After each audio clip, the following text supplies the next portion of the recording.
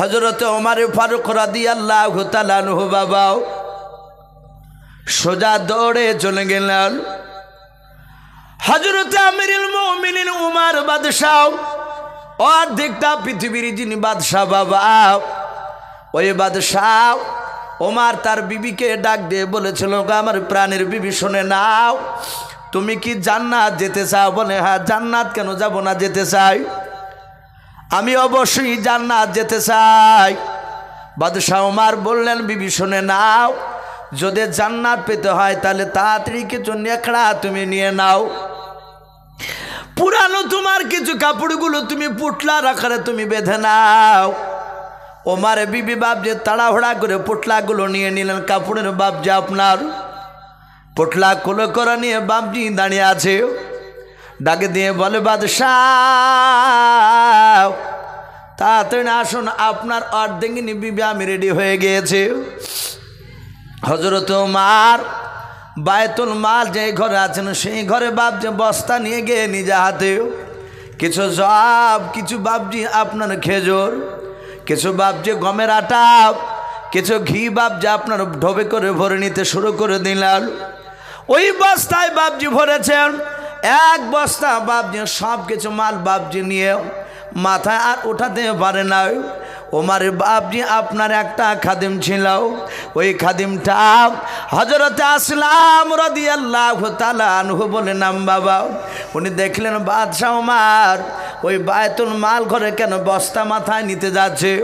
হযরত ওমরের গোলাম খাদিম দৌড়ে গিয়ে বলেছিল, গো বাদশাহ, আপনার কাছে খিদমত করার জন্য আল্লাহ আমাকে পাঠিয়ে দিয়েছে। ও গো বাদশাহ নামদার, আপনি কেন একাই এই আপনি কি করতে যাচ্ছেন, এই বস্তা কেন উঠাতে যাচ্ছেন বলুন।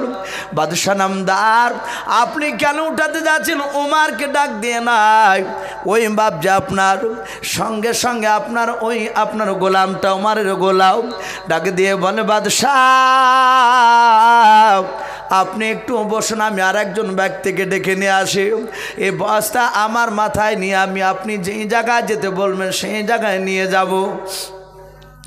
হযরত ওমর ফারুক রাদিয়াল্লাহু তাআলা আনহু ডাক দিয়ে বলেছিলেন, আসলাম তুমি কে চাও? তোমার বাদশাহ ওমর জান্নাতে চাই। বলুন সুবহানাল্লাহ। বলেন হুজুর কেন চাইব না, আপনি জান্নাতে যান এটাই চাইব। এই আসলাম তাহলে তুমি বাধা দিও না রে আসলাম, এই ফুটলা যদি তুমি বস্তা যদি আমার মাথায় না বইয়ে দাও, মনে হয় তোমার বাদশা কিয়ামতের ময়দানে জান্নাত যেতে পারবে না। আসলাম বস্তাটা তুলে দিলেন। হযরত বাবজি ওমর দৌড়ে তার বিবিকে নিয়ে চলে গেলেন। ওমর যাওয়ার পর ওই লোকটার কাছে গিয়ে ওমর তার বিবিকে ডাক দিয়ে বলেছিল, ওগা আমার প্রাণের বিবি যাও, তোমার দেখো গা বোন কষ্ট পাচ্ছে, একটু তার গিয়ে সহযোগিতা করো, তার খেদমত করো। তাম্বুর ভিতরে বাবজি ঢুকে গেল। হযরত ওমর বাবজি আপনার ওই হাড়ির পানিটা ফেলে দিলেন। দেখলেন হাড়ির পানিতে বাবজি কয়েকটা পাথর ভরা ছিল, অন্য কোনো খাবার ছিল না রে বাবা। আল্লাহর নবী জনাবি মুহাম্মদ রাসূলুল্লাহ সাল্লাল্লাহু তাআলা আলাইহি ওয়াসাল্লামের বাবজি হাদিস আমরা পড়েছি। মুফতি সাহেবরা চন্দ্রহাট মাদ্রাসায় বাবজি পড়ায়, যেহেতু বড় মাদ্রাসাও, ওই মাদ্রাসায় পড়াগুলো বাবজি আপনার পড়ানো হয়। আমরা হাদিসে পড়েছি নবী পর্যন্ত বাবজি পেটে পাথর বাঁধতেন খোদার জ্বালায়। সাহাবারাও পেটে বাবজি পাথর বাঁধতেন খোদার জ্বালায়। এমনকি হাসান হুসাইন পর্যন্ত বাবজি পাথর বেঁধেছিল, যেটা বাবা আমরা হাদিসে বাবজি শুনেছিলাম, এখন বাস্তবে বাবা যারা পেপার পত্রিকা বাবজি পড়েন, আপনার ফিলিস্তিনের আমার মুসলমান বাবজি ভাইয়েরাও ছোট ছোট বাচ্চা ছেলেকে পর্যন্ত বাবজি খবরও দেখতে পাওয়া যাচ্ছে, জামার তলে দড়ি দিয়ে বাবজি পাথরকে বেঁধে রেখেছে খোদার তাড়নায়। ফিলিস্তিনে চলছে এ রোজাতে অনেক ফিলিস্তিন ভাইয়েরাও তারা ঘাস খেয়ে ইফতার খুলছে। এটা আমরা অনেকে দেখতে পাচ্ছি, পাথর বেঁধেছে। আমার রসুলের বাবজি সাহাবা উমর পাথরের হাড়িটা বাবজি আপনার ফেলে দিয়ে নতুন করে পানি দিয়ে তাতে গম, খুরমা, ঘি এসবগুলো বাবজি ঢেলে দিয়ে উমর ফু দিছে। ওমর ফু দিছেন। ওমর এত শক্তি আল্লাহ দিয়েছিলেন, কেতাবে লিখেছে ওমরের দুই হাতে 50টা যুবকের শক্তি ছিল একাই, বলুন আলহামদুলিল্লাহ। হযরতের সেই উমার ফু দিছে, উমার এমনভাবে ফু দিচ্ছেন যে ফুয়ে তার দাড়ির ভিতর দিয়ে ধোঁয়া বেরোছে।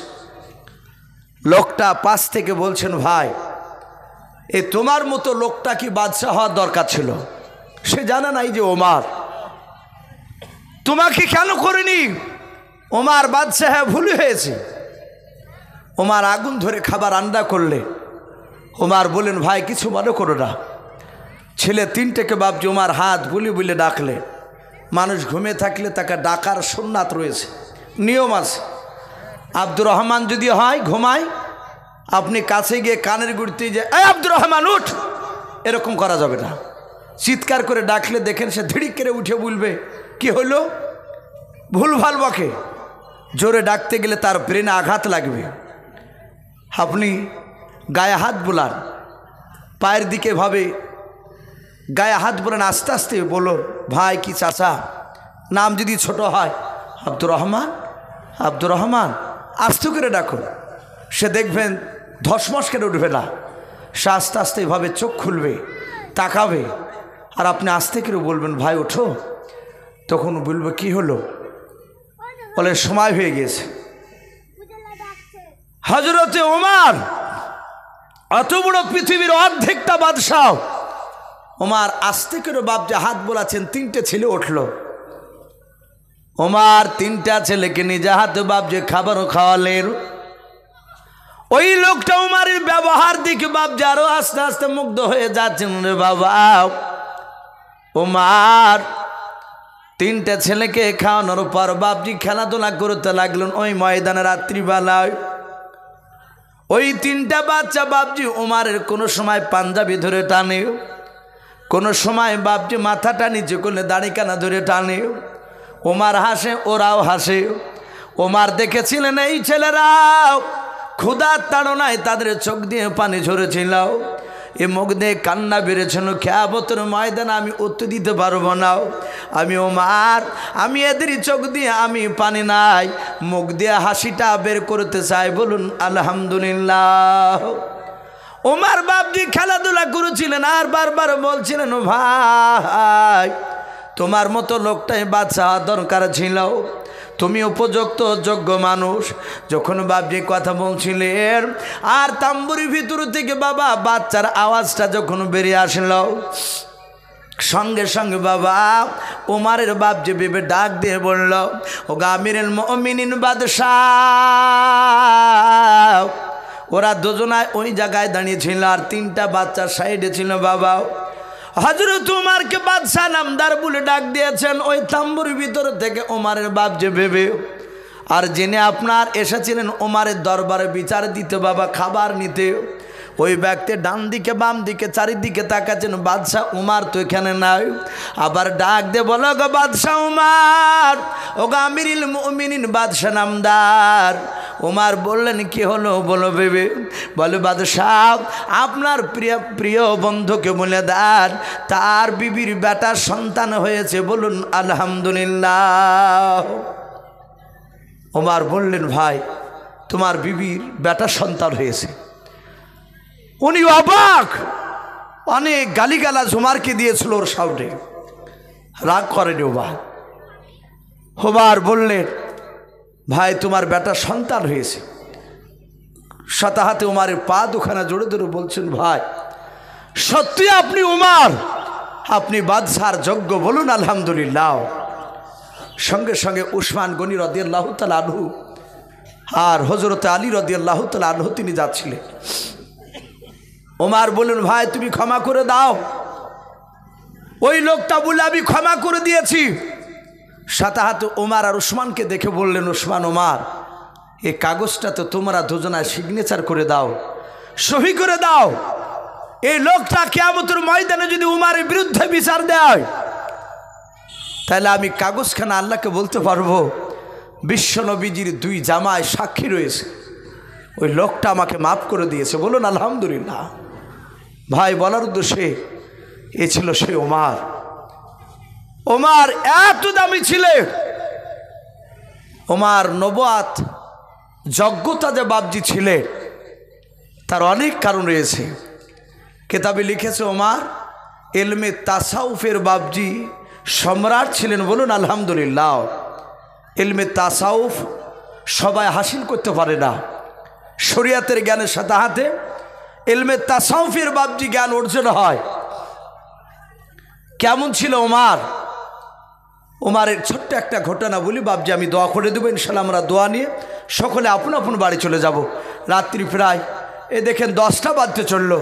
তো হযরত ওমর ফারুক রাদিয়াল্লাহু তাআলা আনহু তিনি কত বড় বাবজি দামি বাদশা ছিলেন, তিনি কত বড় সাহাবা দামি ছিলেন।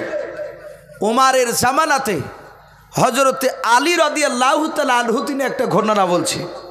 আলী ছিলেন ওমরের নয়, বিশ্ব নবীজির আপন ছোট জামাই। কে ছিলেন? ছোট জামাই আলী। আর ওমর আমার বিশ্ব নবীজির বাবজি শ্বশুর মশাই ছিলেন। ওমরের একটা বিটির নাম ছিল হাফসা রাদিয়াল্লাহু তাআলা আনহা, তার সাথে নবীজির বিয়ে হয়েছিল। যেমন আবু বকর সিদ্দিক রাদিয়াল্লাহু তাআলা আনহুর বিটি মায়েশা সিদ্দিকার সাথে রাসূলুল্লাহর বিয়ে হয়েছিল। তাহলে আবু বকর শ্বশুর বন্ধু এবং ওমর বাবজি নবীজির শ্বশুর মশাই বন্ধু। এ ওমর যখন বাদশা ছিলেন তখন বলেন বিশ্বনবী বেঁচে ছিলেন না ইন্তেকাল করেছিলেন? একটু চিন্তা করে বলুন। ওমর যখন বাদশা ছিলেন তখন নবী ইন্তেকাল করেছিলেন না বেঁচে ছিলেন? ইন্তেকাল করেছিলেন। নবী মদিনাতুল মানওয়ারায় সবুজ গম্বুজের তলে শুয়ে, কারণ নবী ইন্তেকাল করার পরে আবু বকর বাদশা হলে, আবু বকর ইন্তেকাল করার পরে দ্বিতীয় বাদশাহ হযরত ওমর ফারুক রাদিয়াল্লাহু তাআলা আনহু তিনি ছিলেন। এই ওমরের জামানায় হযরত আলী বলে আমি রাত্রিবেলায় শুয়েছিলাম। কোথায় ছিলে? বাড়িতে। আলী বলছেন আমি বিছানায় শুয়ে ঘুমিয়ে গিয়েছিলাম রাত্রিবেলায়। হযরত আলী বলেন আমি রাত্রিবেলায় স্বপ্ন দেখছিলাম। আলী বলছেন এটা স্বপ্নে, আমি স্বপ্ন দেখছিলাম। কি স্বপ্ন দেখছিলে? উনি বলছেন আমি স্বপ্ন দেখলাম মসজিদে নববীতে আল্লাহ রসুল ফজরের নামাজে ইমামতি করছেন, বলুন আলহামদুলিল্লাহ। ফজরের আমরা অনেক সময় স্বপ্ন দেখি। হযরতে আলী বলে আমি দেখলাম নবী ইমামতি করছেন, নবীর পেছনে একতাদা দিয়ে আমিও দাঁড়িয়ে গেলাম। আমি নামাজ পড়ছিলাম নবীর পেছনে। আল্লাহর নবীজি বড় লম্বা কেরাত করলেন ফজরের নামাজ। নবীজি ডান দিকে বাম দিকে সালাম ফিরলেন, আমিও সালাম ফিরলাম। হযরতে আলী রাদিয়াল্লাহু তাআলা আনহু বলেন তখনও ঘুমটা আমার ভাঙে নাই। আমি আরও স্বপ্ন দেখছিলাম হযরত নবী আমার সালাম ফিরালেন, তাসবিহ তাহলিল করেছিলেন, আমিও তাসবিহ তাহলিল করেছিলাম। ওই সময় দেখলাম মসজিদে নববীর দরজার দিকে লক্ষ্য করে দেখলাম একটা মহিলা ব্যাগে করে খেজুর নিয়ে বাবা আল্লাহর নবীকে মসজিদে নববী থেকে ডাকতেছে, বলুন সুবহানাল্লাহ। ওই স্বপ্নে হযরতে আলী বলেন আমি স্বপ্নের মধ্যে দেখলাম ওই মেয়েটা দরজা থেকে ডাক দিয়ে বলে ইয়া আল্লাহর রাসূল, ওগো আল্লাহর নবীজি, আমার নতুন বাগানের আমি খেজুর আপনার কাছে আমি হাদিয়া নিয়ে এসেছি, বলুন আলহামদুলিল্লাহ। আমার নবীজি জাকাতের টাকা নবীর জন্য খাওয়া হারাম ছিল, ফিতরার টাকা নবীর জন্য হারাম ছিল, অসুরের টাকা নবীর জন্য বাবজি খাওয়া হারাম ছিল, সদকার মাল আল্লাহর নবী খেতেন নাও। কেউ যদি বলতেন এটা হাদিয়া করলাম, নবী এটা সদকার নাই, জাকাতের নাই, ফিতরার নাই, অসুরের নাই, ও আল্লাহর নবীজি এটা স্বইচ্ছা আপনাকে খুশি মনে আমি দান করলাম, এটা আমি হাদিয়া করলাম। আল্লাহর নবী ওটা কি বাবজি গ্রহণ করতেন, খেতেন? ওই মেয়েটা ডাক দিয়ে বলেছিল নবী আমার নতুন খাজুর গাছের আমি আপনাকে ব্যাগে খেজুর নিয়ে এসেছি, আপনি নেন। আপনি একাই শুধু খাবেন না, আপনি খান আর আপনার যত সাথীরা আছে সব সাথীদেরকে ভাগ করে দেন, তারাও খাবে। আল্লাহর নবী জনাবে মুহাম্মদ রাসূলুল্লাহ সাল্লাল্লাহু তাআলা আলাইহি ওয়াসাল্লাম বলেন, হযরত আলী বলেন আমি দেখলাম নবী আমার একজন সাহাবাকে হুকুম করলেন ব্যাগটা নিয়ে এসো। আল্লাহর নবীজির সাহাবা দৌড়ে গিয়ে ব্যাগটা নিয়ে এসে নবীজিকে দিলেন, নবীজি নিয়ে নিলেন। হযরতে আপনার আলী মুর্তজা বলেন দেখলাম নবী ব্যাগটা নেওয়ার পর সাহাবাদের দিকে তাকাতে লাগলেন। আল্লাহর নবী বলেন সাহাবারা আমি তোমাদেরকে খাজুরগুলো ভাগ করে দেব। আল্লাহর নবীর সাহাবারা সকলেই চেয়ে চেয়ে দেখছিলেন। আল্লাহর নবীজি ডাক দিয়ে বলেন আবু বকর তুমি দাঁড়িয়ে যাও। হযরত আবু বকর তিনি দাঁড়িয়ে গেলেন। আল্লাহর নবী বলেন আবু বকর তোমার আব্বার নাম কি বলো? আবু বকর মুচকে মুচকে হাসতেছেন বাবাও, কারণ আমার বিশ্ব নবীজির জানের বন্ধু আবু বকর। বলুন আমার নবী তার বাপের নাম জানে কি জানে না? কথা বলেন, অবশ্যই জানেন। আল্লাহর নবী বলেন আবু বকর তুমি এখনই কেন চুপ করে দাঁড়িয়ে আছো? তাড়াতাড়ি বলো তোমার আব্বার নাম কি বলাও। আবু বকর মনে মনে চিন্তা করল নবীর কথা জবাব না দিলে নবীকে পাওয়া যাবে না। ডাক দিয়া বলেন নবী আমার আব্বার নাম আবু কুহাফা, আবু বকর ইবনে আবু কুহাফা, আমি আবু কুহাফার বেটা আবু বকর। নবী বলেন আবু বকর তুমি হাত বাড়াও। আলী বলেন আমি স্বপ্নের মাধ্যমে দেখলাম। আলী নয় আবু বকর দুই হাত এইভাবে পাতলেন, চোল পাতলেন। নবী আমার প্রথমে বাপজি 4টে ব্যাগ থেকে খেজুর তুলে তার হাতে দিলেন। হযরত আবু বকর পাশে গিয়ে বসে বলেন নবী বলেন ওরে ওমর তুমি চলে এসো। বলেন ওমর তোমার আব্বার নাম কি? ওমর হাসতেছেন। ওমর বলেন হুজুর আমার আব্বার নাম খাত্তাব, ওমর ইবনুল খাত্তাব, আমি খাত্তাবের বেটা। এইভাবে দেখলাম বিশ্ব নবী আমার 6টা খেজুর তুলে দিলে। এভাবে প্রতিটা সাহাবাকে 4টা 5টা 6টা 7টা 8টা 9টা 10টা 12টা পর্যন্ত খেজুর দিলে। সবাই খেজুর পেয়ে পেয়ে সবাই বসে পড়ল। এবার পালা আছে শুধু আলীর। আলী বলছেন এবার আমার একাই পালা।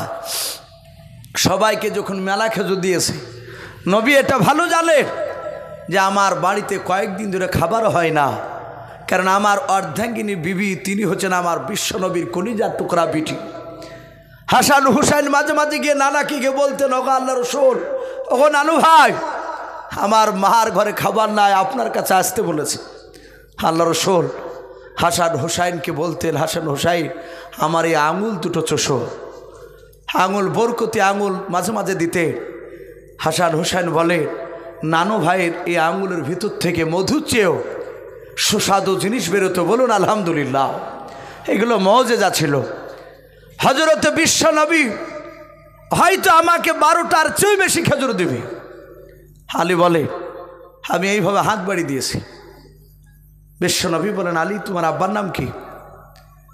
আলী বলছেন আমার আব্বার নাম তো উনি জানে। আলী দেখলেন সবাই যখন বলেছে আমাকেও বলা লাগবে। আলী বলেন আমার আব্বার নাম আলী ইবনে আবি তালিব, আলী ইবনে আবি তালিব, আমি আবু তালিবের বেটা আলী। হযরত আলী বলেন হাত বাড়াইলাম, ব্যাগে দেখলাম খেজুর অনেক ছিল, কিন্তু বিশ্বনবী আমার একটা মাত্র খেজুর তুলে হযরতে আলীর হাতে দিলেন। বলুন আলহামদুলিল্লাহ। আলী বলেন আমি চরম লজ্জিত হয়ে গেলাম। আলী চিন্তা করেছেন আমার বাড়িতে অর্ধাঙ্গিনী বিবি খাদিজা নাই, ফাতেমা আর আমার কলিজা টুকরা হাসান হোসেনেরা 3 জনায়, আমাকে নিয়ে 4 জনাও, খেজুর কাটা মাত্র একটাও। হযরত আলী চিন্তা করেছেন অধাধি করলে ভাগ হবে না, আমি কেমন করে ভাগ করে দেব তো পেটু ভরবে নাও। নবে 4টা না দিয়ে যদি 3টা দিতেন, একটা করে খেজুর তো বাড়িতে ওদের। আল্লাহর নবী বলেন আলী এই আলী তুমি খেজুর নিয়ে চিন্তা করো না, ভেবো না, আমি তোমার শ্বশুর মশা পয়গম্বর রসুল বলছি। আলী তুমি খেজুরটা আমার সামনে তুমি মুখে ভরে দিয়ে খেতে লাগো। বলুন আলহামদুলিল্লাহ। আলী বলছেন আর থামা যায়? নবী হুকুম করেছে। ওই স্বপ্নের দেওয়া খেজুরটা নিয়ে আমি মুখে ভরে চিবাতে লাগলাম, খেতে লাগলাম। চিবাতে চিবাতে হঠাৎ মসজিদে নববীতে দেখলাম ফজরের আজান হয়েছে, আর সলাতু খায়রুম মিনান নাওম। আলী বলেন আওয়াজখানা কানে এসে ধাক্কা লাগলো, আর আমার ঘুম ভেঙে গেল। ও স্বপ্নগুলো দেখছিল, যাহাতে ঘুম ভাঙলো। আলী বলছেন খোদার কসম করে বলি, রসুলের স্বপ্নে দেওয়া খেজুরটা আমি যে মুখে নবীর হুকুম শুনে মুখে দিয়েছিলাম, ঘুম থেকে জাগার পরে দেখলাম রসুলের স্বপ্নে দেওয়ার খেজুরের আঠি আমার মুখের ভিতরে ভরা। বলুন সুবহানাল্লাহ। বলে না রে তাকবীর। আলী বলছেন আমি অবাক হয়ে গেলাম, খেজুরের আঠিটা পাক দিয়ে ফেললাম না, আমি ঘরের ভিতরে একটা সুন্দর করে জায়গা রেখে দিলাম। সাহাবারা আজান শুনলি দৌড়াতে, তারা নামাজের জামাতের গুরুত্ব দিতে। আজ আমরা অনেকে জামাতের গুরুত্ব দিই না। ক্যারাম বোর্ড খেলতে খেলতে, ক্যারাম বোর্ড খেলা তো বাবজার ভালো নয়, কিন্তু তবুও দেখা যাচ্ছে খেলতে খেলতে বাবজি মসজিদের পাশেই দোকানে সালাম ফেরার আগে যে রাকাত ধরছি বাবজি। কিন্তু সাহাবারা আজান শোনার সাথে হাতে দৌড়াতে, ওরা উটের সবকে নিকি নেওয়ার জন্য প্রতিযোগিতা করতেন। বলুন আলহামদুলিল্লাহ। ওরা জানতেন বিশ্বনবী বলেছেন যে আগে গিয়ে বসবে কাতারে, একটা উট দান করে যতটা সওয়াব, সে অতটা সবই সে পেয়ে গেল। বলুন আলহামদুলিল্লাহ। আমাদের স্বভাব কি, যদি মসজিদের বারান্দা থাকে বাপ, তাহলে অজু টজু করে যা দেখবে এখনো 20 মিনিট টাইম জোহরের আজান দিয়েছে, দেখুন কি করা যাবে, ও বারান্দাতে বাবজি বসবে, বসে আরও 5-6টা লোক ইলে লাগলো গল্প। ভিতরে 2-1টা লোক যদি নামাজ পড়ে তো এদের অসুবিধা হয়। বলে চাচা বকের না এটা মসজিদ, দেখো না কত বড় বুজুর্গ হয়েছে। আরে বাস ঘুরে অকিয়া বা কত ধমক। ইমাম সাহেব বারণ করলে বলে ইমাম সাহেব বকের না তো, হয় 5 রকম কথা সব জায়গাতেই হয় না ভাই। মসজিদে যখনই পা দিবে আল্লাহুম্মা আফতাহলি আবওয়াবা রহমাতিক, ইয়া বলে যখনই পা দিবেন দোয়া আছে, ইয়া না পারলে বিসমিল্লাহ বলে তো পা দিতে পারবেন ডান পাটাও। ঢোকার পরই অজু করে কোনো বাজে কথা বলবেন না। হ্যাঁ, প্রয়োজন হলে দিনের স্বার্থে, মশলা জানে না নামাজের কোনো বিষয়, ইমামকে জানেন, কিংবা মুসল্লি যিনি নামাজ পড়া ভালো জানেন, অভিজ্ঞ ব্যক্তি, তাকে জিজ্ঞাসা করেন। বাদ বাকি আজে বাজে দুনিয়ার কথা বলবেন না ভাই, এগুলো খুব গুনাহ। আমরা অনেকে বাবজি সাথে তাতে আমরা জড়িত হয়ে যাচ্ছে। তো হযরতে আলী বলেন আমি খেজুরের আটিটা রেখে দিয়ে তাড়াতাড়ি বাড়িতে অজু করে 2 রাকাত সুন্নাত নামাজ পড়েছি। সাহাবাদের আমল ছিল সুন্নাত। এই মুফতি আপনাদের মানারুল সাহেব আছে, ওনাকে জিজ্ঞাসা করবেন আপনার সাহাবার সবচেয়ে বাবজি সুন্নাত ছিল নামাজের ব্যাপারে। তারা সুন্নাত নফল নামাজ বেশিরভাগ বাড়িতে পড়তে, ফরজটা মসজিদে পড়তে, ফরজ পড়ার পর আবার বাড়িতে চলে যেতে। আর আমরা যদি মৌলানা সাহেবরা যদি 2-3 দিন যদি বেরিয়ে যাই না, তমনি চায়ের দোকানে বলবে সুন্নাত নফলও পড়ে না, ফরজ পড়েও অমনি বাড়ি চলে যায়। অমনি বাবজি আমাদের খারাপ ধারণা, কিন্তু খারাপ ধারণা করবেন না। ও যদি বাড়ি থেকে পড়ে তাহলে ভালো, আর যদি না পড়ে তাহলে সেটা ভুলতাম। তো সাহাবা হযরতে আলী বলেন আমি ফজরের 2 রাকাত সুন্নাত নামাজ পড়েছি। সোজা মসজিদে নববীতে যাচ্ছি, নামাজ পড়তে গিয়ে দেখলাম হযরত ওমর তিনি ইমামতি করছেন। বলুন আলহামদুলিল্লাহ। ওমর, হযরত ওমর ফারুক ইমামতি করেছেন। আলী বলেন আমি তার পেছনে ইক্তাদা দিয়ে দাঁড়িয়ে গেলাম। আমি নামাজ পড়লাম, ওমরের পেছনে সালাম ফিরলেন, আমিও সালাম ফিরলাম। ওমর তসবিহ করছে, আমিও তসবিহ করতে লাগলাম। হযরতে আলী বলেন দেখলাম মসজিদে নববীর দরজার দিকে আমি তসবিহ করতে করতে তাকাচ্ছিলাম। আলী বলেন আমি আশ্চর্য হয়ে গেলাম, স্বপ্নে দেখেছিলাম ওই জায়গায় একটা মহিলা দাঁড়িয়ে থাকতে, কিন্তু আমার বিশ্বনবীর পেছনে সেই সময় স্বপ্নে নামাজ পড়েছিলাম। বাস্তবিক কিন্তু বাপ যে আমি দেখলাম ওমার নবীর জায়গায় তো ওমার ইমামতি করেছে। আরে একটা মেয়া ডাকছে নিয়া আমিরুল মুমিনিন, হে বাদশাহ ওমার, আমার বাগানের খেজুর আমি আপনাকে হাদিয়া করেছি, আপনি নেন, আপনি খান, আপনার সাথী ভাইদেরকে ভাগ করে দেন, তারাও খাবে। হযরতে আলী বলে দেখলাম ওমর একজন সাহাবাকে দিয়ে আনালেন খেজুরের ব্যাগটা নিয়ে রোফার। আলী বলেন আমি তাকে দেখে দেখছিলাম ওমরের ভাগ করাও। আলী বলেন একেবারে হুবাহু আমার রাসূলুল্লাহ স্বপ্নে যেভাবে খাজুরটা ভাগ করেছিল ওইভাবে ওমর খাজুর ভাগ করতে লাগলো। বলুন আলহামদুলিল্লাহ। একদম ওইভাবে ভাগ করেছে, 4টে থেকে শুরু করেছে, সবাইকে খেজুর দিয়ে দিল। এবার আলী বলছেন শুধু আমি একাই বাকি আছি। হযরতে আলী বলেন আমি হাতখানা বানিয়ে দিলাম, নবী আমাকে একটা মাত্র খেজুর দিয়েছিলেন, ওমর যদি একটা দেয় ওমরকে আমি বলবো ওমর তোমার সাথে আমি অনেক খেলাধুলা করেছি, অনেক জায়গায় যুদ্ধের ময়দানে গিয়েছে, বেঈমানের সাথে নয়, তোমার হয়ে বেঈমানের বিরুদ্ধে আমরা লড়াই করেছি, ওমরের কাছে আমি খেজুর চাইব। আল্লাহর নবীর সাহাবা আলী বলেন আমি হাত বাড়ালাম। ওমর বলেন, আলী বলেন দেখলাম ওমর ব্যাগ থেকে বাবা একটা খেজুর বের করে আলীর হাতে দিয়ে দিলেন। বলুন সুবহানাল্লাহ।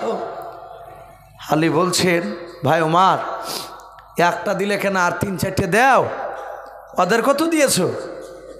ওমর মুচকে মুচকে হাসছেন আর বলছেন আলী রাসূল তোমাকে রাতে কটা খেজুর দিয়েছিল? বলুন সুবহানাল্লাহ। আলী অবাক, স্বপ্ন দেখেছি আমি আলী, খেজুর মুখে দিয়েছিলাম আমি। মসজিদে নববীতে আসতে গিয়ে ওমর সাথে আমার দেখা হয়নি, কোনো সাহাবার সাথে দেখা হয়নি, আমি কাউকে বলি নাই।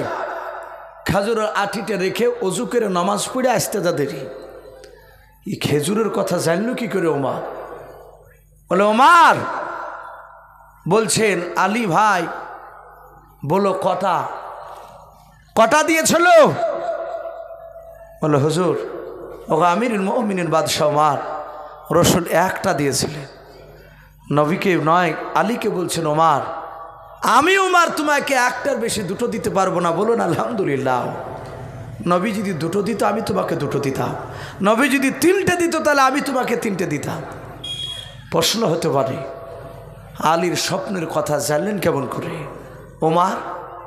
এটিকে ইলমে তাসাউফের জ্ঞান বলা হয়েছে।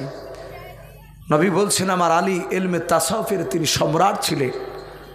মহান রব্বুল আলামিন হযরত ওমরকে আলীর স্বপ্নের কথাটা জানিয়ে দিয়েছিলেন। বলুন আলহামদুলিল্লাহ। ভাই এই ছিল সে ওমর, উনিও দোয়া চেয়েছে। এখানে মুফতি সাহেবরা তাদের ইমাম, আপনাদের যে সম্মানীয় ইমাম, আপনাদেরই মতামত নিয়ে বাপ যে সব মাহফিলগুলো আলোচনা হয়েছে, শুধু একটা উদ্দেশ্য দোয়া। যে মানুষ আমরা সারাদিন নামাজ পড়ে হয়তো কেরাত প্রতিযোগিতা করার পর শেষের বেলা একটু দোয়া করব, ঈদের রাত্রিতে দোয়া কবুল হয়। বলুন আলহামদুলিল্লাহ। অনেক সময় নফল ইবাদত আমরা করি অনেক সময়। তো ভাই ইনশাআল্লাহ আমরা এক্ষুনি দোয়া করব। আমি প্রতিটা বাপজি ভাইদেরকে বলবো আপনারা সকলে একবার দুরূদ ইব্রাহিম পড়ুন। আল্লাহুম্মা সাল্লি আলা মুহাম্মাদি ওয়া আলা আলি মুহাম্মাদ কামা সাল্লাইতা আলা ইব্রাহিম ওয়া আলা আলি ইব্রাহিম ইন্নাকা হামিদুম মাজিদ।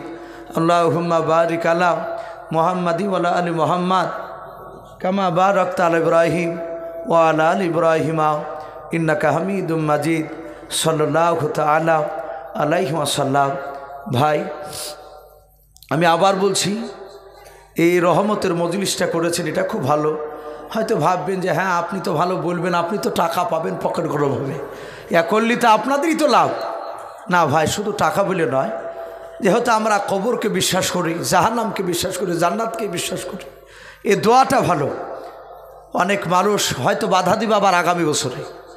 তাই যুবক ছেলেদেরকে বলবো, যুবক তোমরা কখনই মাথাতে আনবা না যে আগামী বছরে বাদ দিয়ে আবার গান বাজানা দিব, এ কথা কখনই আনবা না।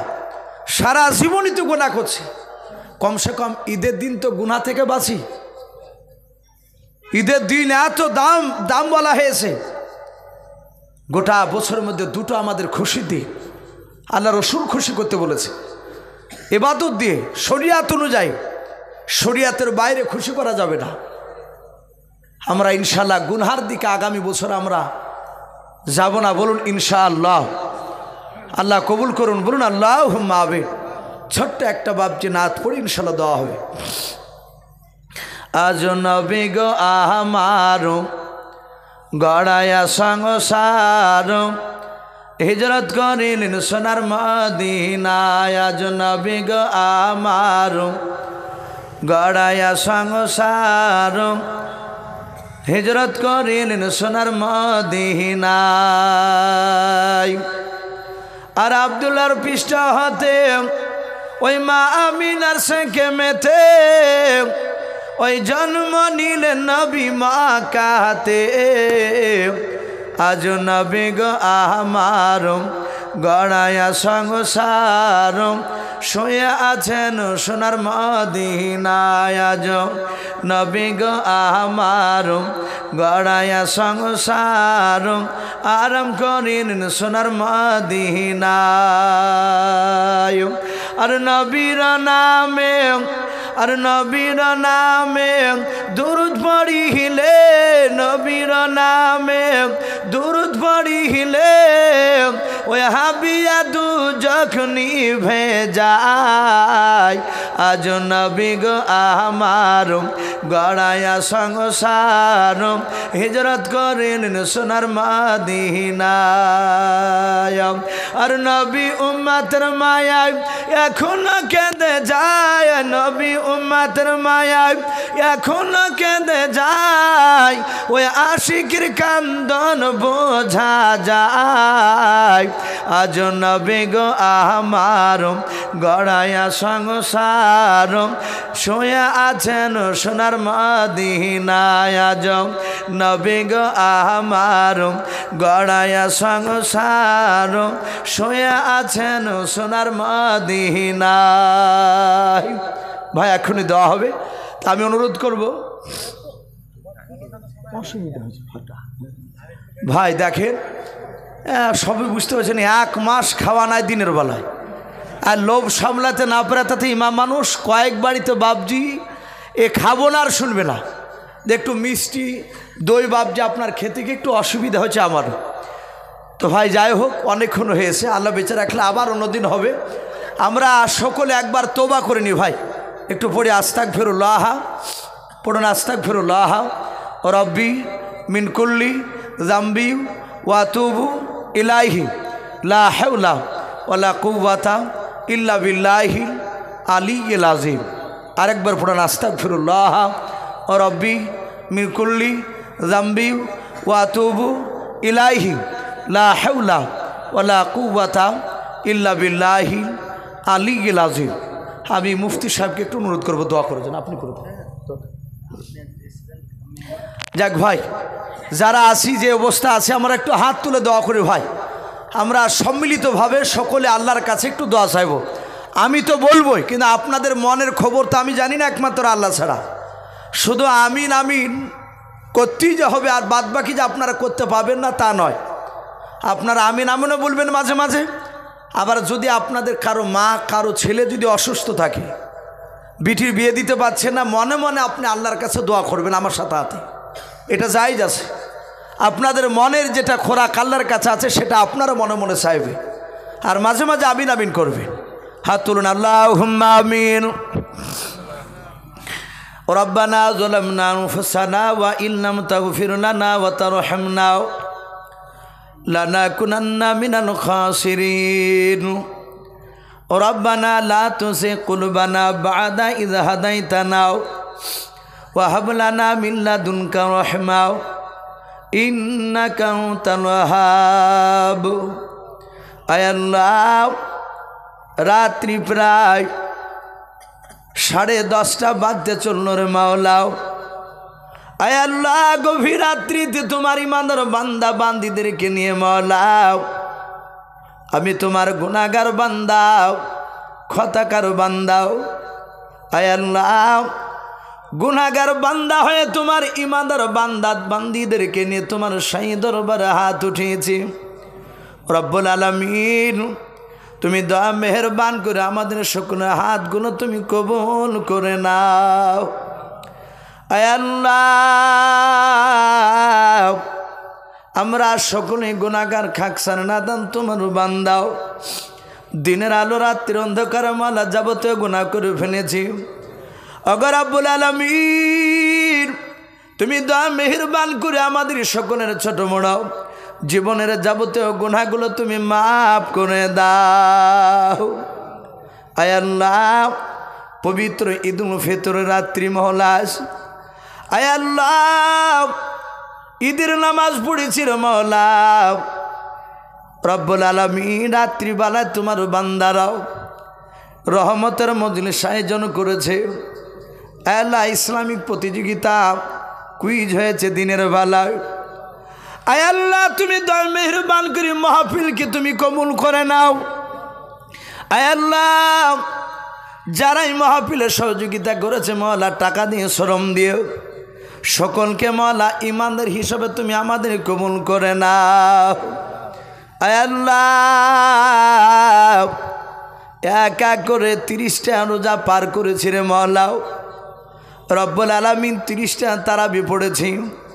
আয় আল্লাহ ইফতার সেহরি করেছি, জানি না তোমার দরবারে সেহরি ইফতার তারাবি রোজাগুলো কবুল হয়েছে কিনাও। আয় আল্লাহ রোজার অবস্থায় অনেক ভুলভাল কথা অন্যায় বলে ফেলেছি মওলা রব্বুল আলামিন। আয় আল্লাহ আমরা তোমার বান্দা, আমরা গুনাহ করতে ভালোবাসি আর তুমি আল্লাহ ক্ষমা করতে ভালোবাসো। আয় আল্লাহ তাই তুমি আমাদের সকলকে ক্ষমা করে দিও। আয় আল্লাহ তুমি আমাদের সকলের রোজাগুলো তারাবি সেহরি ইফতার সব তুমি কবুল করে নাও। আয় আল্লাহ মা বোনেরা হাত উঠিয়ে আমিন আমিন করেছে রে মওলাও। মওলা আমার মা বোনেরা 1 মাস ধরে ঘুমকে হারাম করে দিয়ে মওলাও। আয় আল্লাহ রাত্রিবেলায় তারা সেহরির ভাত রান্না করে নিয়েছে রে মালিক। মওলা তুমি দয়া মেহেরবান করে তুমি আমাদের সকল মা বোনের রাত্রিকে মেহনতটা জেগে ভাত রান্না করেছে এই রাত্রি জায়গাটা তুমি ইবাদতের সঙ্গে তুমি গণ্য করে দাও, বলুন আল্লাহুম্মা আমিন।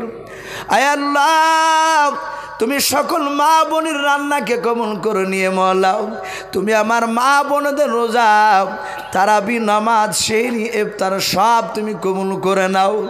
আয় আল্লাহ দেখো তোমার বান্দা বান্দিরা আমিন আমিন করেছে মওলাও।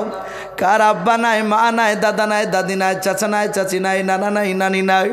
আয় আল্লাহ তুমি আমাদের সকলের আত্মীয় স্বজনের কবরের আযাবগুলো তুমি মাফ করে দাও। যাদের আব্বা মা নাই তুমি তাদের বাপ মার কবরের আযাবগুলো তুমি মাফ করে দাও। আয় আল্লাহ আমাদের যাদের বাপ মা বেঁচে রেখেছো মওলাও তুমি আমাদের বাপ মার খিদমত করা তুমি তৌফিক করে দাও। আয় আল্লাহ খাস করে এই গোকুলপুর গ্রামের আল্লাহ এখানে যে জালসা হচ্ছে রে মওলা দুয়ার মজলিস হচ্ছে আয় আল্লাহ এলাকার যত মাইয়াত কবরবাসী হয়েছে মওলাও সকল কবরবাসী মাইয়াতের কবরের আযাবগুলো তুমি মাফ করে দাও। আয় আল্লাহ গ্রামে তুমি রহমত বর্ষণ করো। আয় আল্লাহ মহল্লার প্রতিটা বাপজি ভাই মা বোনদের বাড়িতে মওলা তোমার খাস রহমত তুমি বর্ষণ করো। আসমানি বালা জমিনি বালা থেকে তুমি গ্রামকে হেফাজত করো। আয় আল্লাহ খাস করে মওলাই করিম এই গ্রামের সম্মানীয় ইমাম সাহেবকে তুমি কবুল করে নাও, মসজিদের যোগ্য ইমাম হিসাবে তুমি কবুল করে নাও। আয় আল্লাহ আমার বন্ধুবার খুব কাছের বন্ধু হযরত মাওলানা মুফতি মানারুল হোসেন মাদ্দাজুল আলিম আয় আল্লাহ আমার বাম পাশে বসে হাত উঠিয়ে আমিন আমিন করেছে রে মওলা। আয় আল্লাহ মুর্শিদাবাদ জেলা শুধু নাই গোটা পশ্চিম বাংলার মধ্যে এই চন্দ্রহাট মাদ্রাসা একটা নাম করা মাদ্রাসা। আয় আল্লাহ এই বড় মাদ্রাসার উনি হেড মাওলানা হিসাবে আছে মওলা। দাও। আল্লাহ তুমি তাকে সঠিকভাবে আল্লাহ তুমি মাদ্রাসা চালানোর তুমি তৌফিক দান করো। আল্লাহ মাদ্রাসা চালানো তুমি তাকে হিকমত দান করো। এলাকার মানুষের আল্লাহ মহাব্বত তার দিলে তুমি ভরিয়ে দাও। আল্লাহ আল্লাহ তার দ্বারাই এই মাদ্রাসার আরও তুমি উন্নতি তুমি করিয়ে নাও। এই মাদ্রাসা থেকে যেন মওলানা কেরাম আগামীতে আরও বড় বড় মওলানা মুফতি সাহেব মুহাদ্দিস হয়ে যেন বেড়ে যেতে পারে সেই তুমি তৌফিক করে দাও। আয় আল্লাহ খাস করে দোয়াটুকু নবীর ওসিলা করে বলে কবুল করে নাও। যত নবীর রসুল ওলিয়া আলো পাঠিয়েছ সকলে আর রসুল তুমি পৌঁছিয়ে দাও। সুবহান রাব্বিকা রাব্বিল ইজ্জাতি আম্মা ইয়াসিফুন ওয়া সালামুন আলাল মুরসালিন ওয়ালহামদুলিল্লাহি রাব্বিল আলামিন।